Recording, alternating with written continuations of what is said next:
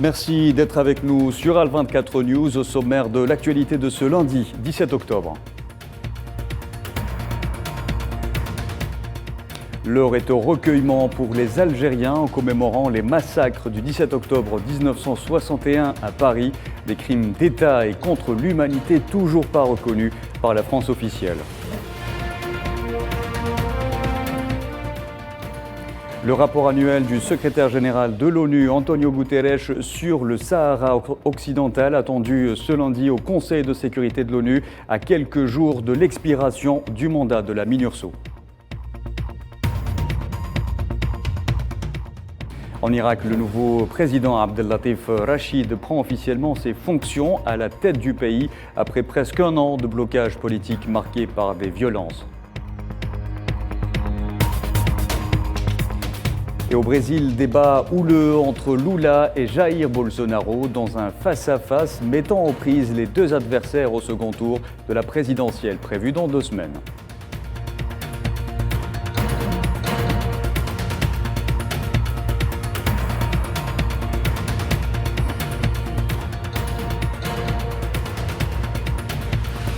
Bonjour à tous, c'est un triste anniversaire que les Algériens commémorent ce lundi, celui des massacres du 17 octobre 1961 à Paris. Ce jour-là, des centaines d'Algériens ont été froidement abattus par la police française alors qu'ils manifestaient pacifiquement à l'appel de la fédération du FLN en France. Des crimes d'État et contre l'humanité, documentés comme tels par de nombreux historiens et chercheurs, notamment français, mais qui ne sont toujours pas reconnus par la France officielle. Neila et Hamouda. «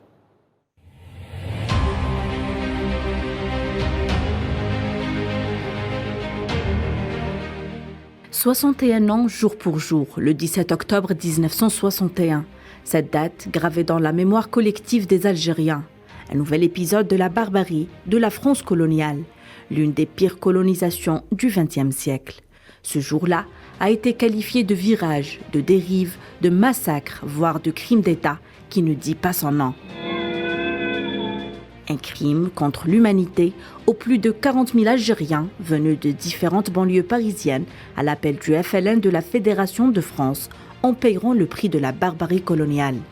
Des manifestations pacifiques pour le soutien inconditionnel à l'indépendance de l'Algérie et pour protester contre le couvre-feu raciste imposé alors par le préfet de police de Paris, Maurice Papon. La violence inouïe de la répression était plus qu'incontestable.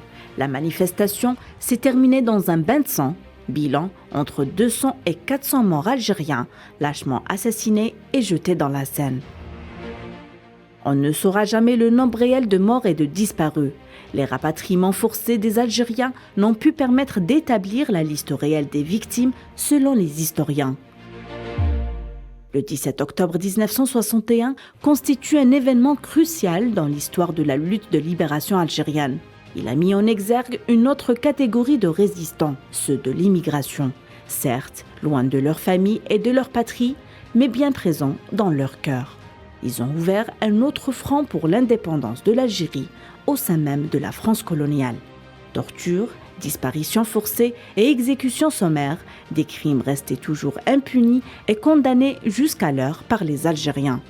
La France ne reconnaît toujours pas ses responsabilités face à un passé peu honorable, alors que les historiens s'attendaient à une reconnaissance des assassinats du 17 octobre comme crime d'État. Emmanuel Macron, le seul président français à avoir reconnu la responsabilité de la France dans ces tragiques événements. Le dossier du 17 octobre 1961 sont nul doute partie intégrante de la lourde question mémoriale entre Alger et Paris et que les deux parties ont convenu récemment d'assainir.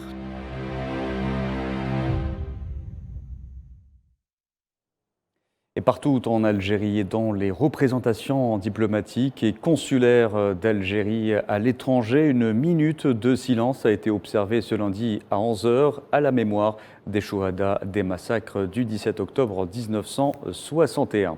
L'actualité de ce lundi marquée également par le secrétaire général de l'OPEP, Haitham El-Raïs, qui était à Alger, où il a été reçu hier par le président algérien Abdelmadjid Tebboune. El-Raïs est notamment revenu sur les décisions décisions de l'OPEP+, y compris la dernière en date portant réduction de la production de 2 millions de barils jour à compter de novembre, une décision qu'il a qualifiée de purement économique et technique.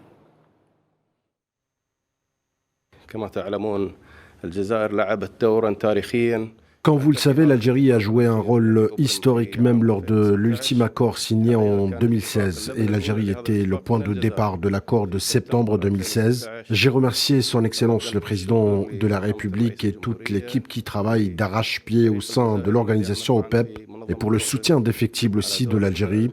On a écouté avec beaucoup d'attention les conseils du Président concernant l'avenir des marchés des hydrocarbures et l'importance de préserver l'unité de toute l'équipe et prendre des décisions collectives qui vont dans le même sens de l'organisation et les marchés des hydrocarbures et qui protègent les intérêts des consommateurs, des pays producteurs et l'économie mondiale.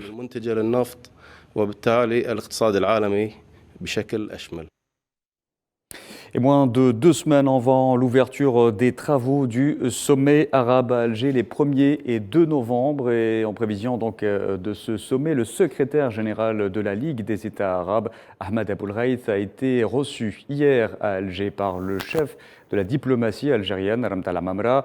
Aboulraït a notamment insisté sur l'importance d'une nouvelle dynamique pour promouvoir une action arabe commune.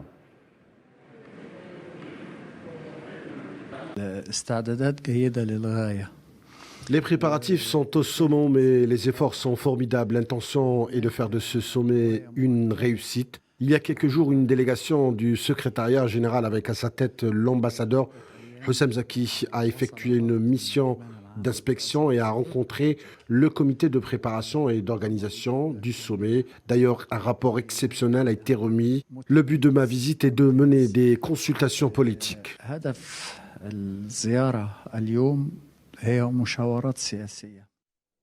Le secrétaire général de la Ligue des États arabes a aussi salué le rôle du président algérien Abdelmadjid Tebboune et ses efforts ayant permis aux différentes factions palestiniennes participant à la conférence d'unification des rangs palestiniens de signer la déclaration d'Alger et qui met fin à une division de longue date.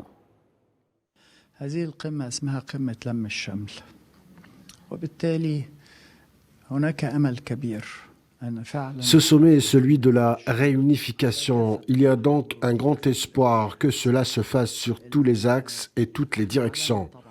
Nous avons exprimé notre soutien à cette déclaration et notre souhait pour son application. L'espoir est fort car les factions palestiniennes ont saisi la leçon. La division ne mène qu'à la séparation et la faiblesse. Par conséquent, pour faire face à l'entité sioniste et ses tentatives de colonisation et d'expansion, nous devons unir l'effort palestinien commun. Un excellent effort. Nous espérons l'application aussi de cet accord à la lettre et qu'aucune partie ne puisse se retirer. ونأمل أن يتم التنفيذ حرفيا لهذا الاتفاق ولا يسعى أي طرف للتخلي عنه.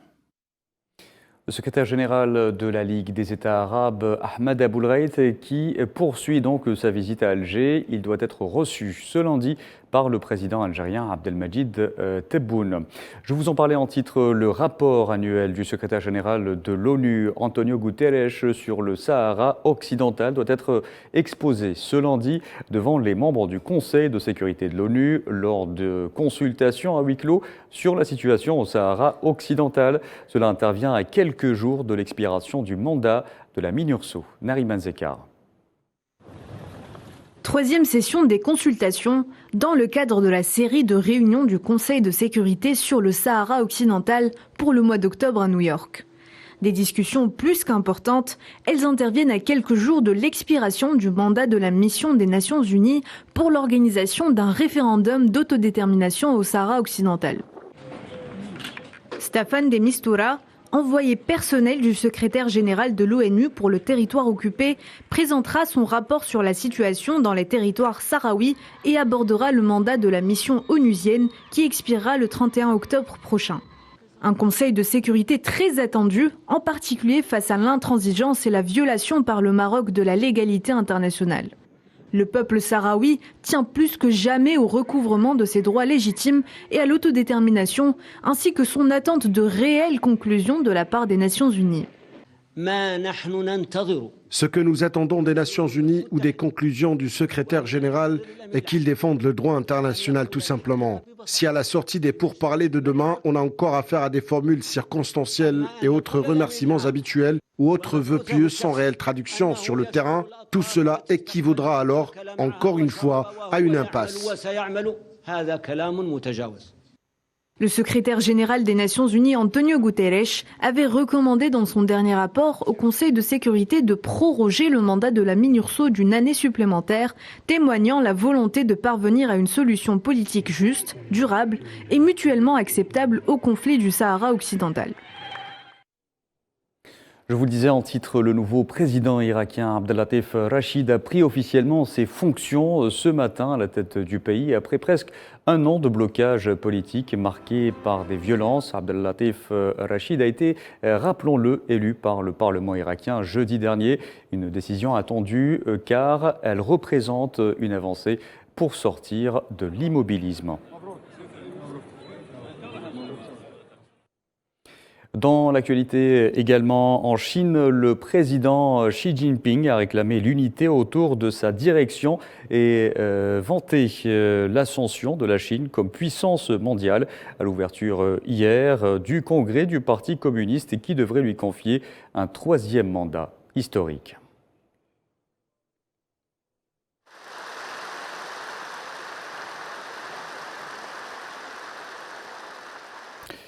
Et nous en parlons ce matin avec Zhang Sanhui, présentatrice et journaliste CGTN en français. Bonjour. Bonjour. Merci d'avoir accepté notre invitation. Alors, que peut-on retenir du discours très attendu de Xi Jinping dans un contexte géopolitique des plus complexes ?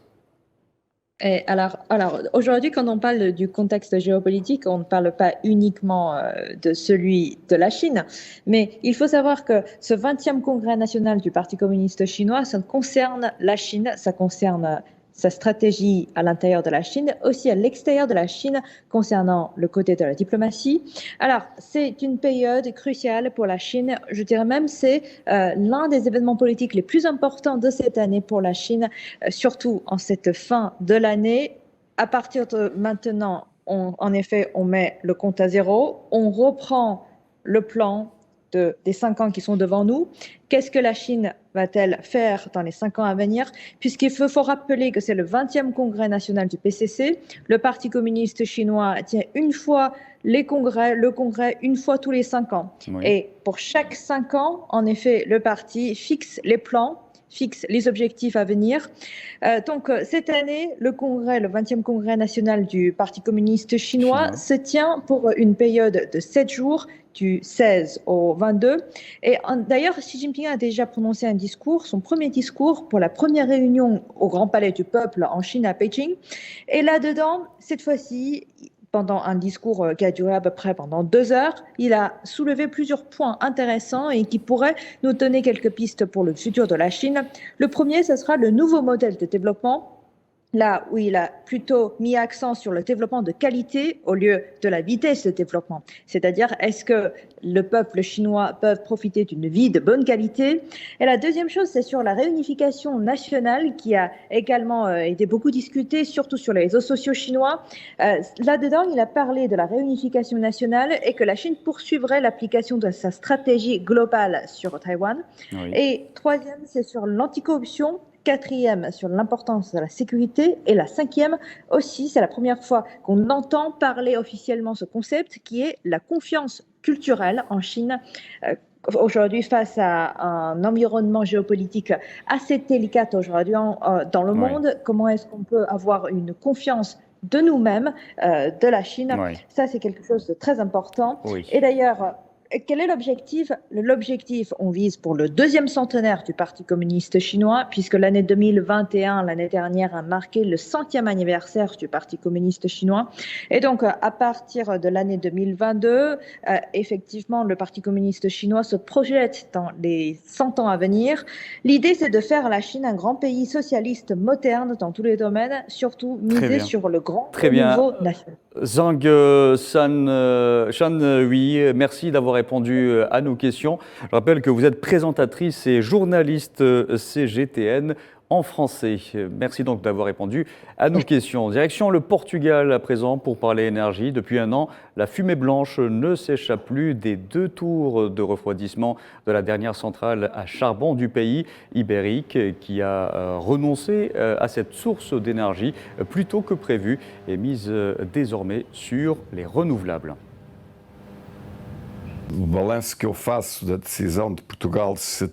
Le bilan que je tire de la décision portugaise d'anticiper la fin de l'utilisation du charbon est franchement négatif.